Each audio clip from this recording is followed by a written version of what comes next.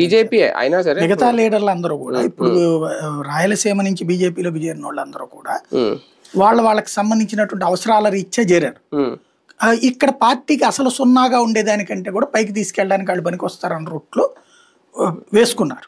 వీళ్ళు తెలుగుదేశంతో ఫేవరబుల్ గానే ఉండొచ్చు, కానీ బీజేపీని కాదనే పోవట్లేదు కదా. ఎదవరకడికి మళ్ళీ బీజేపీని దెబ్బగొట్టే ప్రయత్నం చేయలేదు. అభిమానం మాత్రం టీడీపీ మీద అది ఉంటది. అది ఆ లెక్కనైతే అసలు భారతీయ జనతా పార్టీలో ఉన్నటువంటి 80% మంది నాయకులు తెలుగుదేశం ప్రేమికులు. ఇప్పుడున్న వాళ్ళు కామినేని శ్రీనివాస్ గానీ అసలు 8 మంది ఎమ్మెల్యేలు తెలుగుదేశం ప్రేమికులే. అంతే. ఈ 6 ఎంపీగా కంటెస్ట్ చేసిన వాళ్ళలో ఒక్క శ్రీనివాస్ వర్మ తప్పించి 5 తెలుగుదేశం ప్రేమికులే. అందులో ఇద్దరే గెలిచింది. కాబట్టి అయినా ముందు అసలు అట్లా మనదే వచ్చేదాకా ఆగాలి అంటే శాంతం ఎక్కడ ఉంటది? ఇప్పుడు ముందు ఒక బేస్ ఏర్పాటు చేశారు. అక్కడ ఒక 8 ఎమ్మెల్యేలు ఆషామాషి కాదు కదా, 3 ఎంపీలు ఆషామాషి కాదు కదా. ఒక బేస్ వచ్చింది, ఒక ఎమ్మెల్సీ వచ్చింది, కాబట్టి ఒక బేస్ వచ్చింది. ఇక నెక్స్ట్ ఒక రాజ్యసభ వచ్చింది, బేస్ వచ్చింది. ఇక నెక్స్ట్ స్టెప్ ఏంటి? ఇది సద్వినియోగం చేసుకోగలిగితే గ్రౌండ్ లెవెల్లో ఉన్న భారతీయ జనతా పార్టీ కార్యకర్త బీజేపీ ఎదుగుతుంది.